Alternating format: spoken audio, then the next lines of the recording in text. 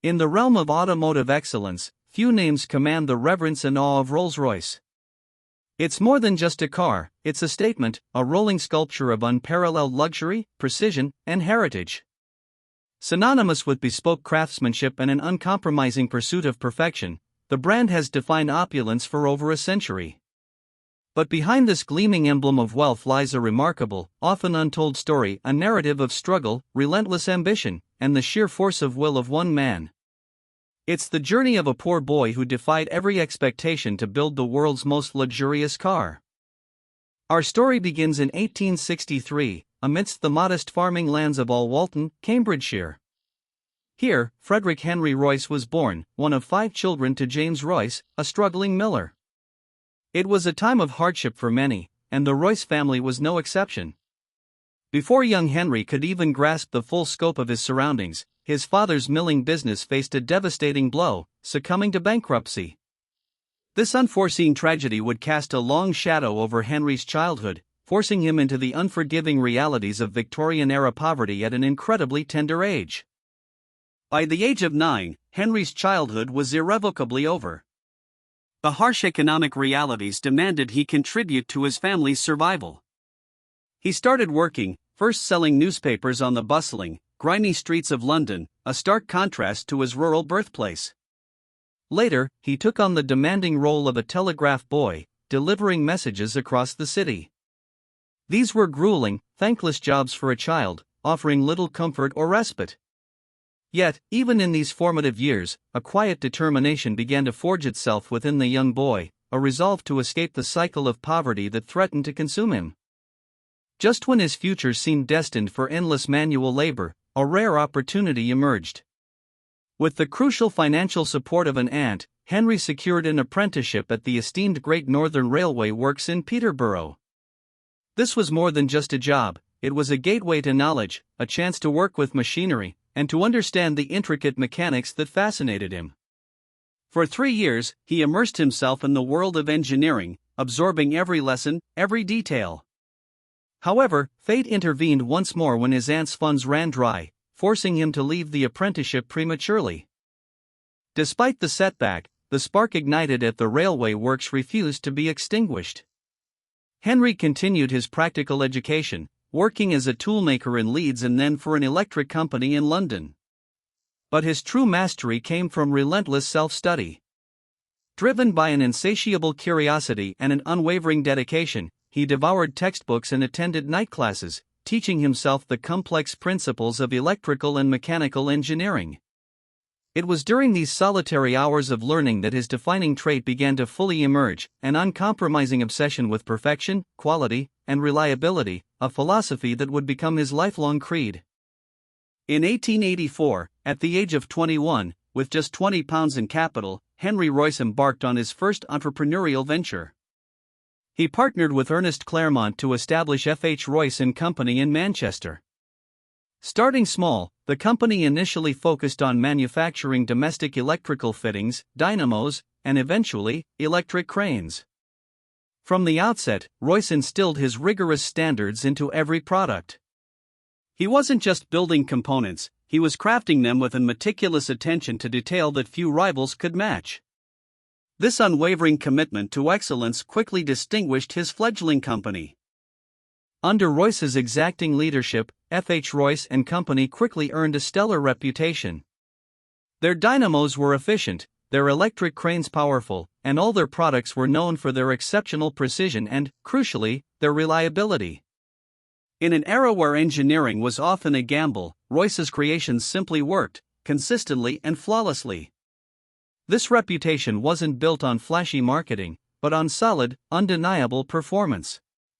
It was a testament to Henry Royce's personal philosophy applied to every bolt and wire. If it carried his name, it had to be the best possible example of its kind, meticulously crafted for lasting service.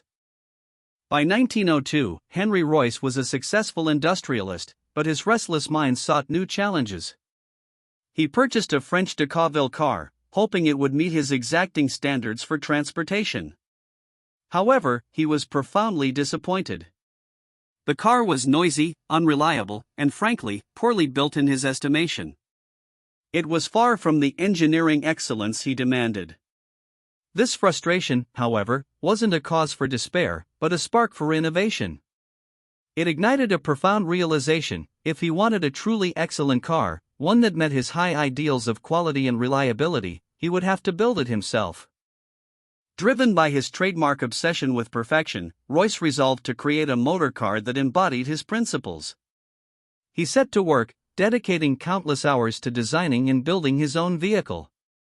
His focus was singular: to take the best that existed and make it better, or to design it from scratch if it didn't exist.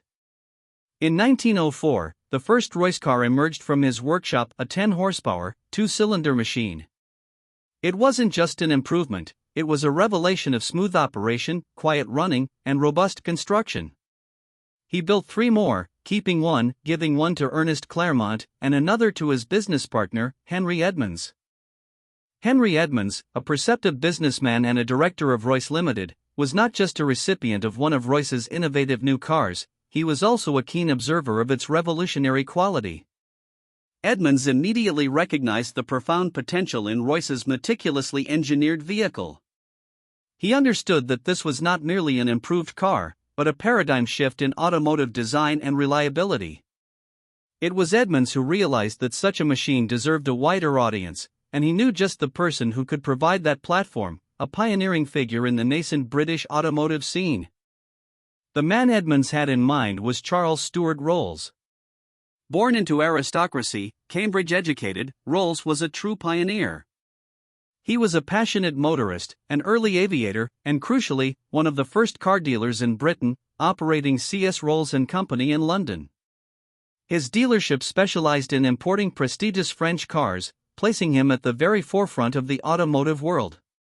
Rolls possessed an innate understanding of what made a quality vehicle, combined with an aristocratic charm and business acumen. He was a man of action, always seeking the next great innovation in a rapidly evolving industry. Henry Edmunds, sensing the immense potential of a collaboration, orchestrated a meeting that would change automotive history. In May 1904, at the Grand Midland Hotel in Manchester, he brought together the unassuming, perfectionist engineer, Henry Royce, and the flamboyant, aristocratic car dealer, Charles Rolls. It was a meeting of 2 vastly different worlds, 2 men from opposite ends of the social spectrum, yet both shared a profound passion for mechanical excellence and innovation. The air was thick with expectation, a silent acknowledgement that something significant was about to unfold between them. Charles Rolls, accustomed to the best imported automobiles, approached the demonstration of Royce's 10-horsepower car with a critical eye. But what he experienced was unlike anything he had encountered before. The car's smooth running, its quiet engine, and its sheer mechanical precision left him utterly astonished. Rolls, a man who dealt in the finest cars available, immediately recognized Royce's unparalleled engineering genius. He saw not just a better car, but the promise of an entirely new standard, a vehicle that could truly challenge and surpass the best the continent had to offer. It was a revelation. Rolls didn't hesitate. He knew instantly that he had found the engineering talent he needed. He agreed, on the spot, to take every single car Royce could produce. More than that, he proposed a powerful brand alliance. These extraordinary automobiles would bear the joint name Rolls-Royce. It was a masterstroke, combining Royce's engineering prowess with Rolls's business acumen and aristocratic cachet.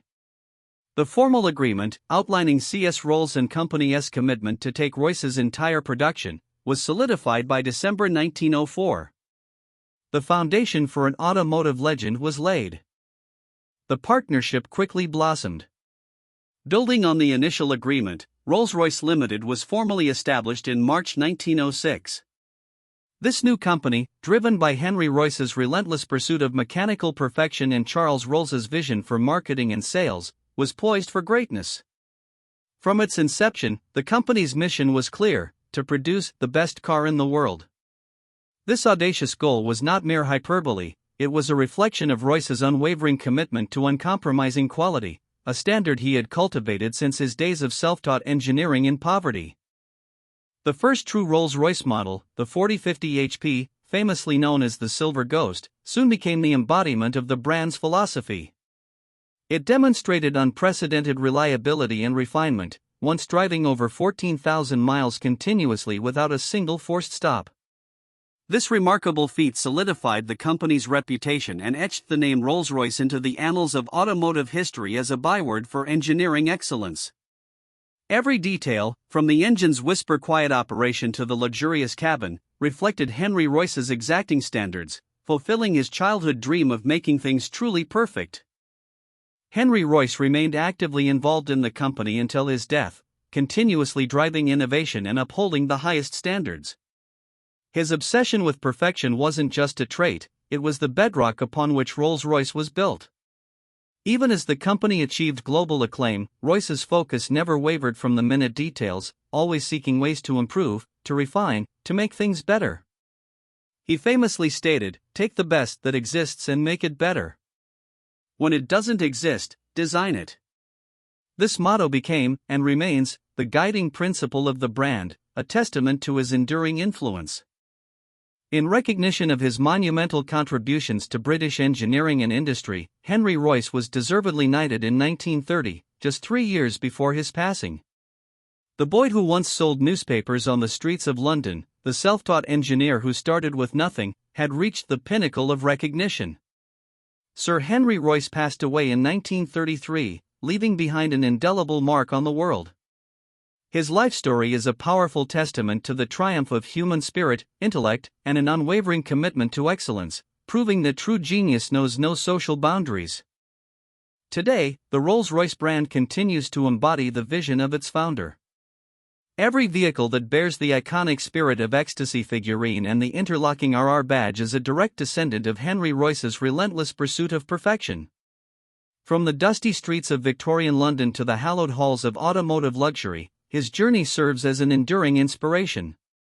It is a powerful reminder that with an indomitable will, an insatiable curiosity, and an uncompromising standard for quality, even the most humble beginnings can lead to the creation of something truly extraordinary, something that shapes history itself.